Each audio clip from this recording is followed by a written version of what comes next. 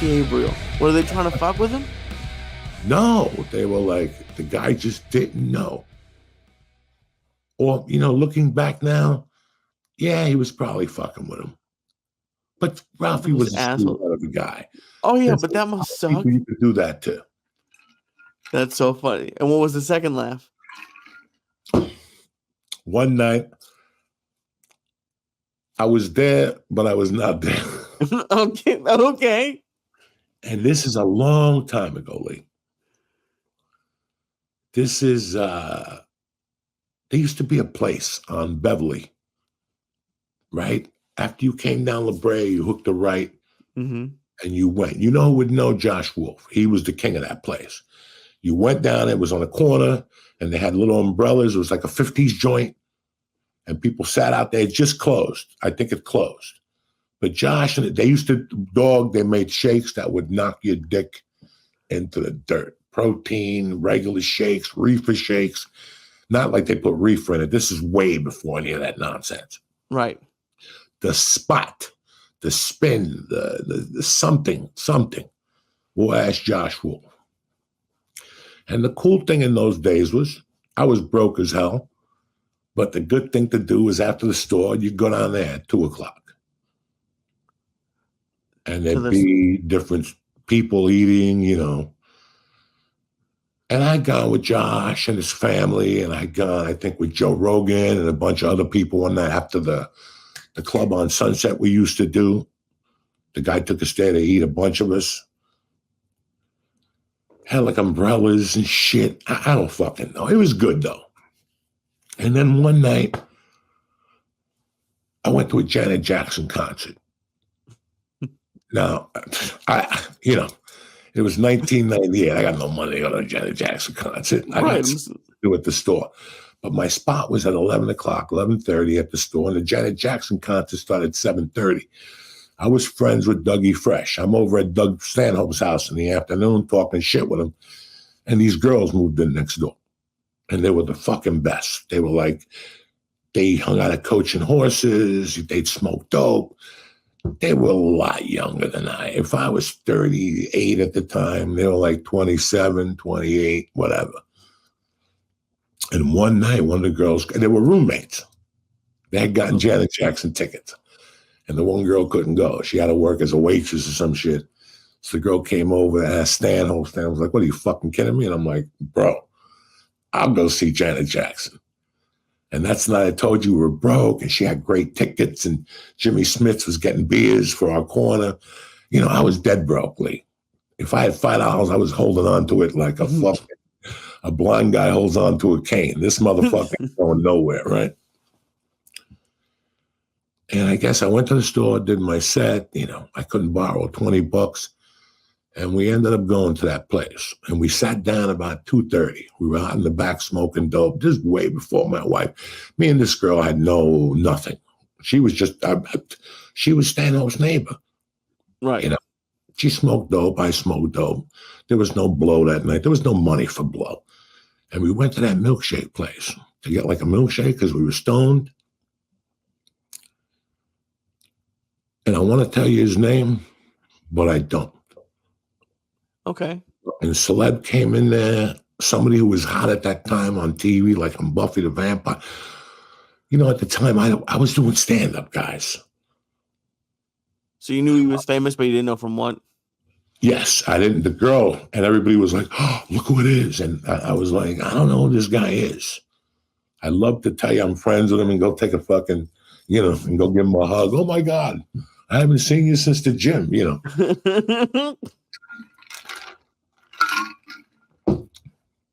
And next thing you know, TMZ comes running out from like behind a car. And the one guy said something, again, Lee, had a couple numbers in me. At that time, I didn't drink, but it was 2:30 in the morning. I'm tired. I was just focusing on the milkshake. She was going to give me a ride to where I was staying with the girl I was dating at the time. And that was going to be the end of the night.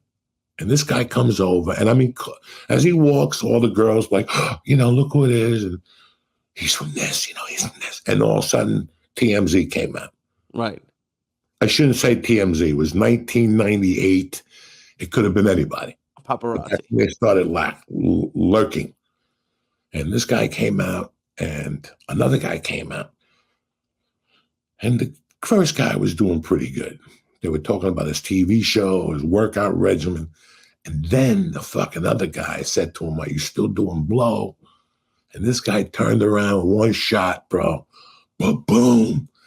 Camera hit. I thought, you forget all the stupidity I saw in the beginning. And he went down, and we paid for the milkshakes and left. She told everybody about what had happened. I had 2 sets at the Comedy Store that night.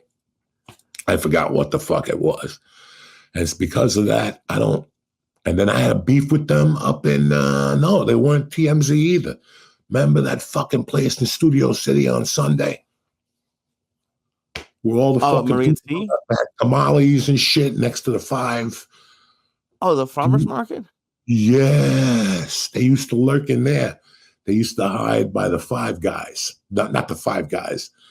Where you 5 brothers, where you buy skis and shit. There was a little fucking, they had tamales in there. And it was always a great place, but they weren't messing with me. They were messing with somebody else. And as I was walking to the car, he said something to me. And I had my wife in mercy. I just kept walking. He said something about big pussy. Oh, Jesus Christ. I'm not going to answer to that. And that was it. But beside that, when I saw that guy get knocked out, I'm like, and then I didn't see it again for 6, 8 years later when the guy's like, Fluffy. And I'm like, oh no. You could hear the fracture. He had the gold chains on that night, the rings like Elvis. He busted out. The guy going to go, Ralphie May. The guy goes, Fluffy, and fucking Ralphie. And you can't stop laughing at that. You just can't. Especially you. That's why I was shocked that you ran inside. I love, you, that's like someone giving you a gift. Not really. No, you don't think so? No. Listen, at that time, I had done the longest yard. In my mind, for me, nothing happened, so fuck it, right? I don't want this guy to see me. I already had enough problems. Now, when I was with Ralphie, I was always clean. I was only high around Ralphie. Ralphie came to me one day. I appreciate if you don't do that shit around me. And that was it. That was like 1997. He caught me in the bathroom one night. Wow. No, and I know you don't want to embarrass Ralphie, but just between you and him, if there hadn't been a camera there, that's something you would have laughed about for probably 3 hours. It's just I didn't. I had my mic running. Sing some of that for us. I know you still remember it. I don't remember shit. Don't you bullshit me. Especially those right Jews now. drill that shit into you for 6 fucking years. I know. It's terrible. I don't like Noah or just anything. Oh, just any of that. Come on, sing it. Come on. Let's see. Baruch atah Adonai Eloheinu melech haolam l'cheikianu v'higanu l'zman hazeh. I think that's one over bread. I'm not sure. Yeah. That's all. Wow.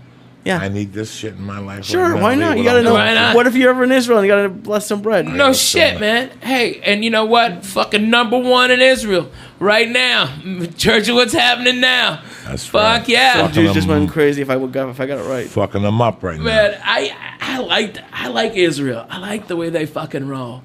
I do. Yeah, it's getting scarier. I went over there and it was fine, but now you see I used to be all pro Israel, but now you gotta look at it kind of objectively and realize they're both kind of fucking up.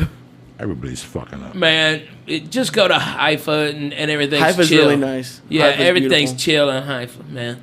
What I was going to say to you was, there's no guidelines, but I always thought people from the East Coast ate a little differently. At least growing up, I did. About 2 years ago, my best friend in Jersey, his son came out here. His sister's son came out here, who I knew since he was a little kid. And we were talking, and when somebody comes out and they're fucking 17, they go to the Navy, I said, do you want to go out to dinner? Where do you want to go? And he's like, I don't care. You could take me to Subway. And I said, you're from North Bergen? You're from the projects of North Bergen? And you eat Subway? He goes, that's all I eat is Subway or my grandma's spaghetti. I go, so that's all you ate growing up? Joan didn't take you to Piccolissimo. Joan didn't take you to what's that? Chan's Dragon Inn. No, and she goes, you get one of them fucking tiki drinks. So I didn't know that. Have you been there, Lee? Yeah. So good, man. Them fucking egg rolls. Those fucking spare ribs are really good. Oh, man, the spare ribs. I'm counting the fucking days. But it's so weird. I thought people ate fried differently. Rice, no pizza. That's what it was. I just thought I ate differently. But, when I went to New York City 10 years ago and I saw the thing that Red Band likes, Olive Garden. That's disgusting. On 48th Street. In the middle of Times Square. I knew it was over. I knew that there was a lack of everything. Whoever rented that building should be fucking shot and hung 2 times in the head. But that's the way. I was in Long Island in an elevator, and I saw a kid coming up with Domino's Pizza. And I almost died. One time I was stuck in Long Island overnight, and I just went to the hotel. It was a terrible hotel. And I went to the guy, and I go, can I get a menu? And he gave me a Chinese menu, and I just ordered because I was hungry. Lee, the best fucking food I had in years at this little, because Long Island has 2 airports. They have that big airport, which is Kennedy. Yeah, JFK. And then they have that little one. Out there. Southwest flies into there. A lot of people don't know about that airport. Yep. But, bro, that's it's Islip, right? Islip. That's a long flight from fucking, I took that flight on a cheap run on some Howard Stern reunion show in a theater, and Craig Gass was supposed to go on Howard Stern, and Howard Stern hung up on him. So we only sold 80 tickets. And I got a big song and dance at the end of the fucking show. It was horrible. Oh, about how we didn't sell enough, we can't pay you? Yeah. Man, there's always those motherfuckers. Usually it's a black guy. All right. At least I had the black guy, but in Texas. These guys were white. Oh, my God. There was an asshole named Vance Bradford that still owes me for a gig at Texas A&M, okay, from fucking 94, Jack. That's the manager. Okay? Yeah, that's the manager. And he still owes me $500 for that. He's a fucking dick, all right? And I'm rich. I don't even $500 is dinner with us, okay? You remember all those fucking But I remember the $3. guys that fucking fucked me when I needed it, Judy man. Brown, $25 for an MC spot in Vail, Colorado, no hotel. I had to call from Lakewood Chrysler Plymouth, and on that night it was so cold I had to sleep in my car. When I started, the fan belt fucking snapped, and I just left the car there and quit the job. I never called up. I never went and got my last check. There was no use. I just left the car there. Wow. I called them and said the fan belt broke. I don't know what to tell you. I'm not coming back. What happened? This was a sign from God. Yeah. I beat for $25. The fucking car blew up. That was not, bro. I had a ton of jobs. I would just take the job to get the car. Oh my God, man! Tell them about gas stationing, okay, in North Jersey. No, listen to this. This is the best. When I went back to Colorado in '93, I lived in Colorado from October '93. I lived with my cousin Al Coelho in Arvada for about 3 months, and basically all he did was get me advances to go to places to get a job. Yeah. So I would walk into your dealership with a suit on and go, I'm going to run your fucking Latino division. First I went to Douglas Toyota, who had the strongest Latino division. They had Al Coelho and this Mexican dude. They put the Mexican dude on television and said, we'll fucking finance you. We speak Spanish. Fucking Douglas Toyota went from selling 300 cars a month to 450. Wow. 150 cars a month to the Mexican community. 2 salesmen. Fuck yeah, man. Selling 150 cars. 2 Mexicans. Al Coelho and another Mexican. My cousin and this Mexican. Al Coelho bought a home. He was smoking blow. I mean, they were killing it, and then the word got out. So Al hired me. And I went over there with no money in my pocket, and Al got me, I think, $1,500 up front, a car to take home every night with a license plate with no drama. And I could work my own hours. So if I had a gig, I could leave at 8 o'clock. And I think for 90 days, dog, I made $7 to $8 grand a month. But I was there.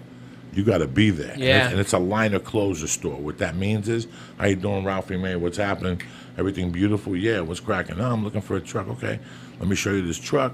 You like it? You want to drive it? Yeah, we come back. Can I get you the numbers? Let's go. What do you? Oh, I came in here with a Range Rover. Come on, let's do the numbers.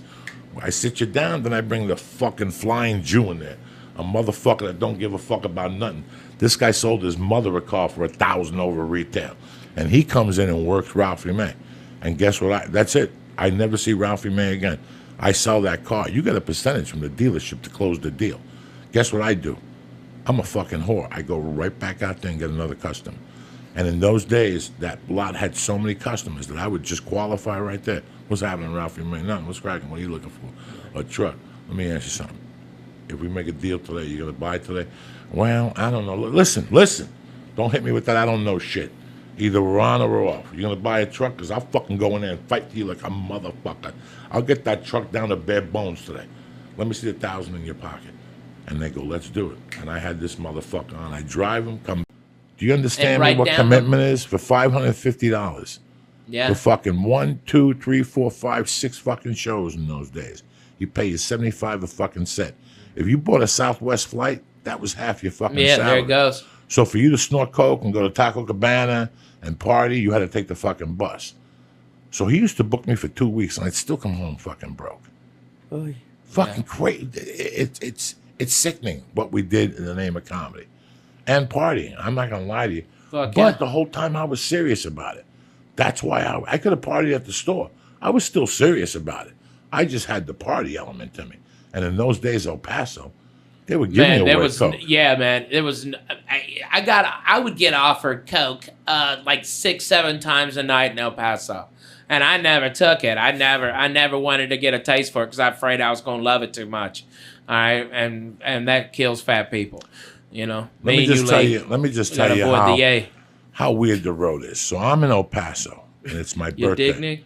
I'm in El Paso, and it's my birthday, and it's a Monday. We just did the week, and I'm staying for another week. And I got a call on Saturday night from Ralphie May and Jody Furtick. This is 1998. Mm-hmm. I get a call from Ralphie May and Jody Furtick that they're coming down. They're going back to L.A., but they're coming down to hang out on Sunday with me for my birthday. So it was me and Noe Gonzalez opening up for Carlos Mencia. Mm-hmm. And that was like a good money week for me because you stayed on Sunday. And you did 3 shows on Saturday and opened up for Carlos. This is 98. What's his name really liked me? The owner. Bart Reed. Bart Reed. So he would try to put me with the bigger names. And he kept telling me, I'm going to have you open up for Carlos. I'm like, Carlos not going to go for it. He don't like me. Well, there's one time Carlos said, yeah, but I had to work with Noe. And I love Noe from the store. I love Noe. So it was perfect. I haven't seen Noe in forever, bro. So it was my birthday on a Sunday. It was Ralphie's on Friday. Yeah. And they were going to come down Sunday night. Oh, yeah. And Jody got into a fight with Carlos in the condo. Yes. There you go. Oh, see? man. Bro, I got a memory like a fucking hawk. Bro. She called him out on her shit. I'll give it to her. They were playing Nintendo in our room. Yeah. Why is Carlos, who's got a 5-star hotel across town, in our fucking comedy condo, playing fucking Nintendo with Noe? Yeah, nobody's smoking and Jody's drugs. Drinking, nobody's doing nothing. You're on the floor. Fuck yeah. I'm in the room. I'm on the couch. I gave the bed to Jody. There was 2 bedrooms, and this is the old comedy condo. Yeah, not the one. The one by the supermarket. Yes, sir. And her and Carlos got into it. But the next morning that we woke up. That was the fucking greatest. The next morning we woke up. We didn't have much money. I think we went to Arby's. No, we went to a Mexican place, and they make these fucking fried tacos that they do in El Paso. Okay, I thought we went to Arby's that time because I met you guys by Arby's. Yeah, I walked down the hill and met you by Arby's. Yeah, because we couldn't find the place. Right, you brought your car and Jody brought her car. Yep. You guys were coming back to move here or something like that. Okay, so we go. What are we gonna do? Well, let's go to the fucking movies. And Payback was in the movie theater. Man, and Lucy Liu had us all boned up. We were all horny looking at Lucy Liu karate chopping niggas. It was awesome. So it's the 1 o'clock. I love that shit. This is 1998. It's 2015, guys. Just to show you guys the comedy journey of broke comics. We're all in the movie theater, and there's got to be maybe 16 people in the movie theater. It's a 1 o'clock matinee on a Monday. Yeah. And whatever the fuck we ate, I rip a fart, Lee. Oh. Lee, and it went, and then it just paused, and it went, brah! And Lee, everybody looked at Ralphie, right? Yeah. I mean, everybody looked at Ralphie. By the way, it was like shooting, explosions. And it stopped. Boom.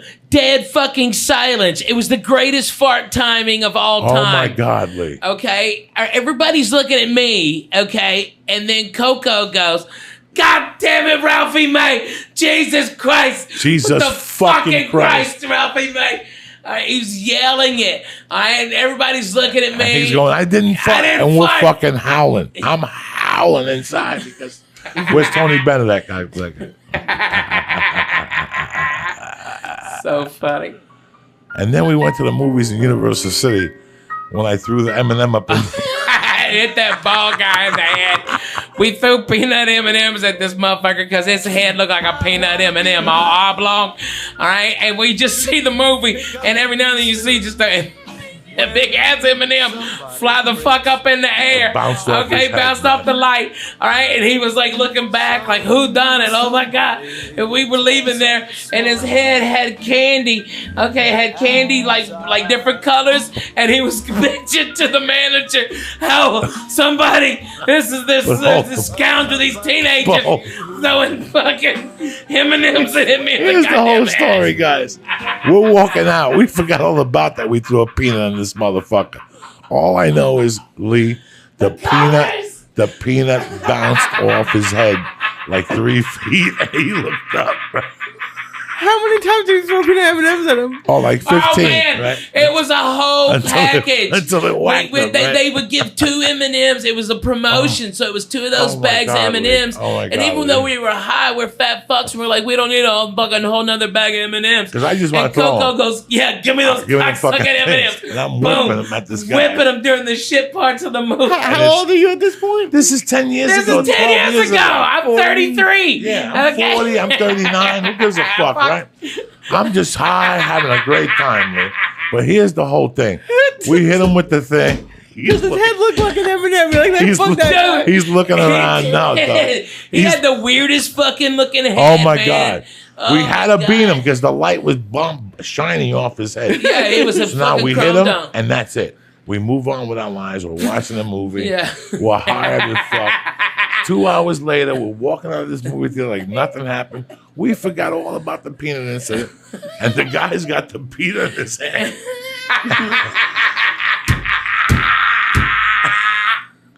And he's giving an ear beat to the manager, an ear beat. How these guys hit me with, and we're fucking howling. I'm howling. I'm fucking howling right there in the guy's face. He had to know it was us to hit him with the fucking peanut. Oh my God. Oh my God. We were fucking crying. That's so funny. Lee, what the fuck? Didn't you ever hit nobody with a peanut? Yeah, but not. No, you I mean, it's hysterical, but I can't imagine you two just like whipping peanut M&Ms at this. Oh, yeah, man. We hit him good, too. He was like, oh, and we were having a contest. Like, how far could we bounce the fucking M&M off his head? And it would hit him and bounce off his head straight up like 3 or 4 feet. That's what fucking kills you, Lee. Man, and you can see the peanut flying in the light from the fucking theater. It was beautifully. It was so funny. Let me ask you something. Hey, man, okay. Really bump up in when you're around. You'll see the difference of open micers feeling bad and, you know, being angry at people for being a little better than them or for getting a gig as a co-MC. And then fucking, you know, you go to another place where it's a different attitude now. It's really, it's the things that most people won't understand. You know, if I talk to Led Zeppelin, they would go, listen, the parties were great, the orgies were great, but the true hang was after we got off stage, when we told people for 30 minutes we didn't want to be bothered. Right, where they're just going over there. I would imagine it's the same for all of them. And it was cool at the LA Comedy Club because there was a 6 o'clock show, 8 o'clock show, and 10 o'clock show. So I met all of the cool comics on the 6 o'clock. Even one of the guys who is on the 6 o'clock show was doing open mics with me at the Fourth Wall. And he has a 7-day-a-week gig at the Strat opening the 6 o'clock show. Brett Ernst and Butch Bradley were doing the 10 o'clock shows at like the late ones. And I got to like, it was the hang. It was like getting to like hear from their point of view, how they viewed comedy. And then I watched not every minute of it, but I watched all of those guys do their shows and how they approach things. And like Brett I noticed like he sat down a lot of his sets. So I would watch that and how he would like, when he would stand up, like what if he was trying to like get some emotion out of people or something. Brett's a pro. Brett's great. Yeah. Brett was so funny. You know, it's these guys now finding their groove. And I'm sitting back here loving it. Because I remember where these guys were up at 1:15 in the morning. And we would talk in the back, and they didn't know when Mitzi was going to see him again. And it's such a fucking in-the-moment struggle. You're in the moment, and you go minute to minute. You don't know how you're going to feel. You know, that's why I never really liked talking shit around comedians. Like, you know, I got a spot at the Improv at 10:40. Yeah, you're just making other guys feel bad. Right. You know, this is supposed to be a community. And I don't know, there's something like improving. Listen, this goes back to the old adage, Lee. And I'm really proud of you for this. I'm really proud of Eric.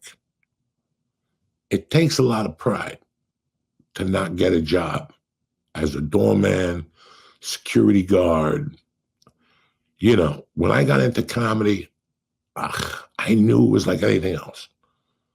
I got a job. I took the comedy class like in December. And from January to May, I shut my mouth, Lee. And I carried buckets of ice.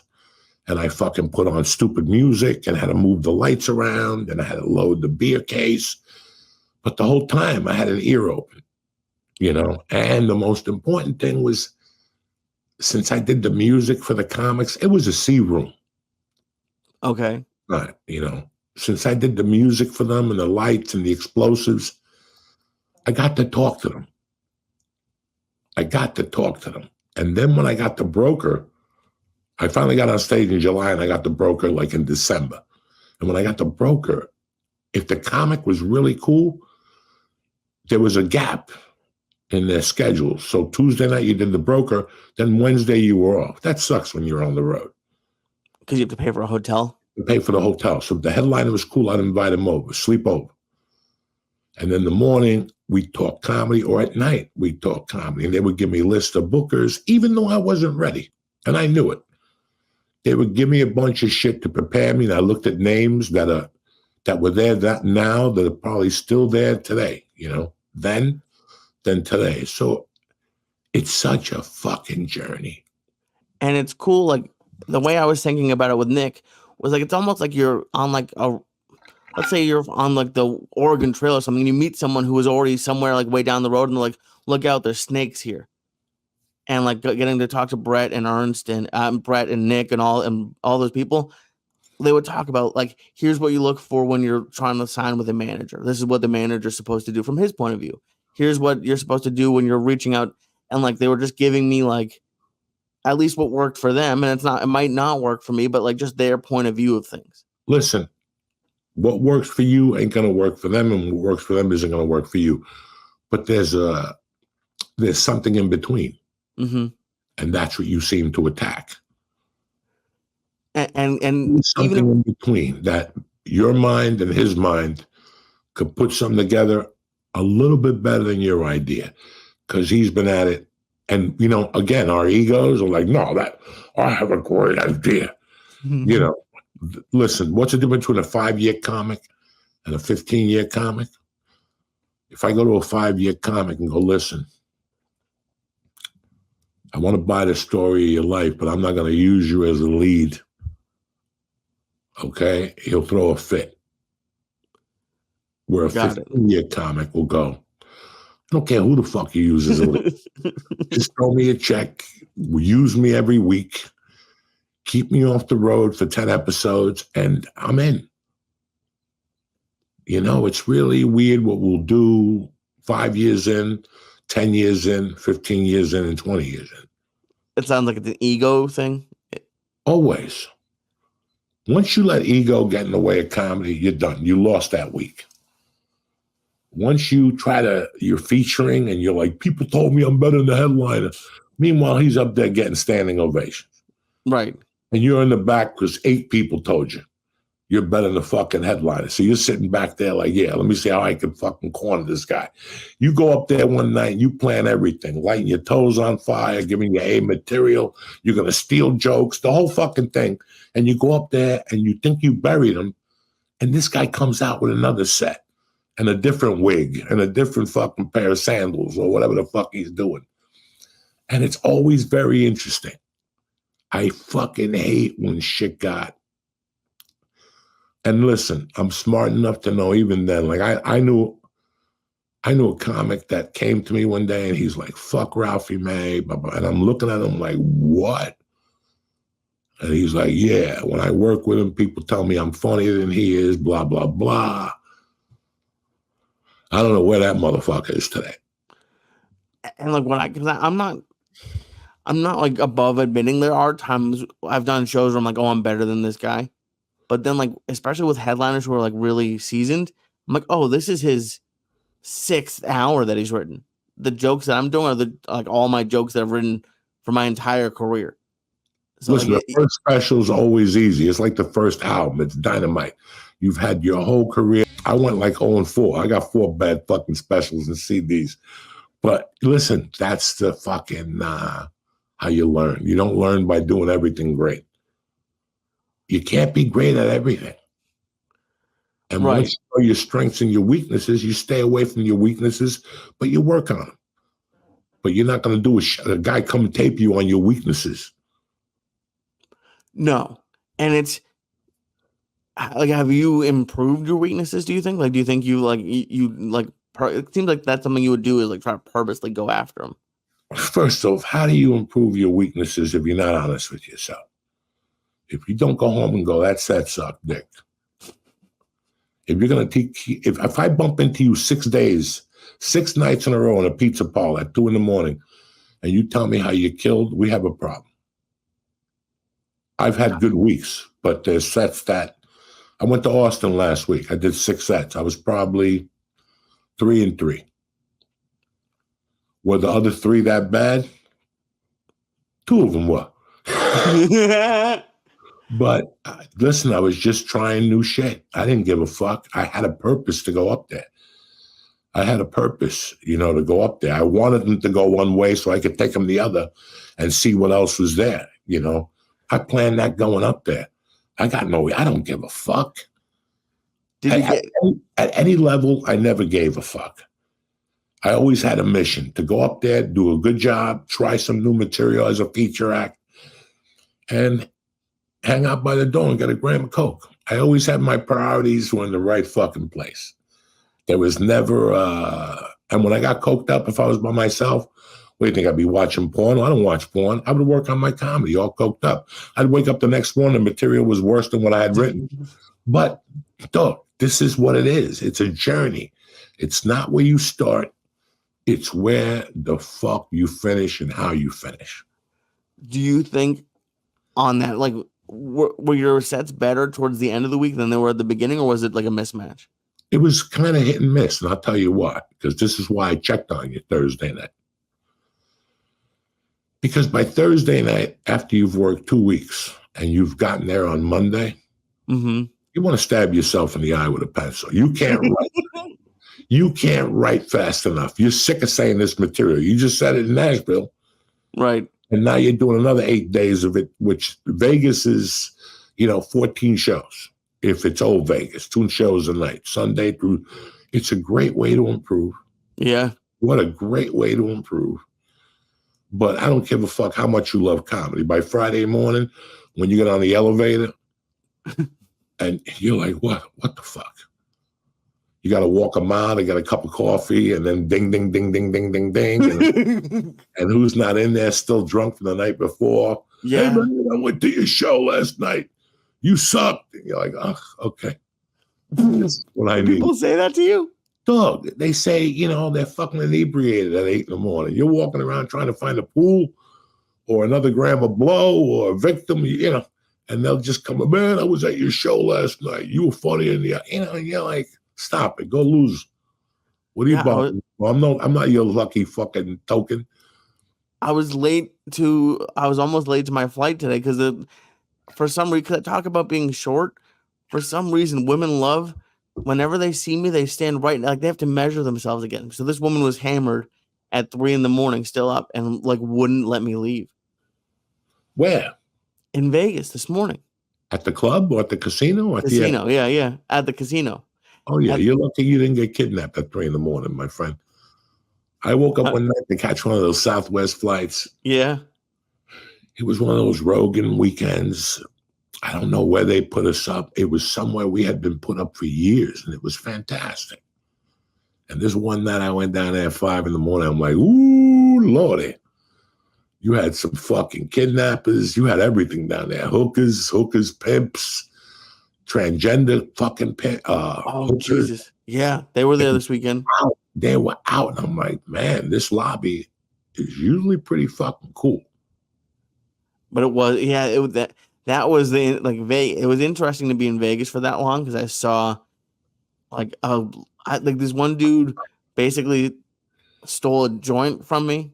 He was like a homeless dude just screaming, and he's like, "Hey man, I was at county today," and he showed me he had marker on his hand. I don't know if they like write on you when you're at county, and I just had a joint in my hand, and I just gave it, and that was the only time I was scared. But there was a bunch of weird shit that happened.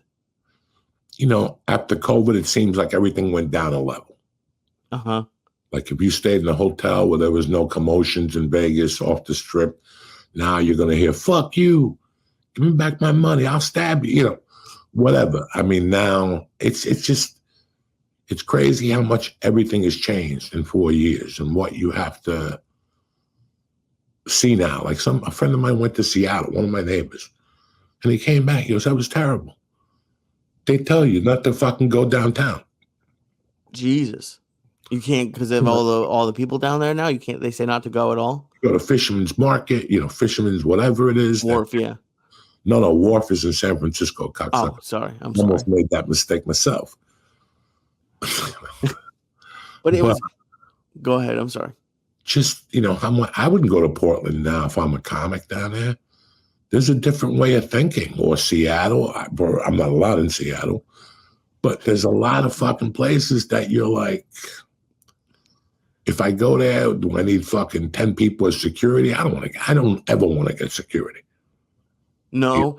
No, that's embarrassing for a guy like me. To walk in there with 3 gorillas and make believe I'm something I'm not. Stop. You wouldn't. Stop. What about just getting like some jiu-jitsu guys who are like normal size? When you would bring people like that, people look at you a certain way. And then, I don't know, there's always somebody who's going to challenge you. There's always a motherfucker that when they got 3 beers in them, they're going to go, I'm going to go talk to fucking Lee. I want to talk to him. And then you bounce, then your security, listen, Lee's not talking to people right now. He's in the back with one of his freaks. We don't care, man. We paid $300 for his ticket and we want to fucking go right now. And next thing you know, you have an escalation. Have I seen it? Abso-fucking-lutely. Abso-fucking-lutely, I've seen it. In Las Vegas, I've seen it in LA, and it's not good. And whether you have security or not, man, it's just, I'd rather not have security and walk in there like a human being. Right.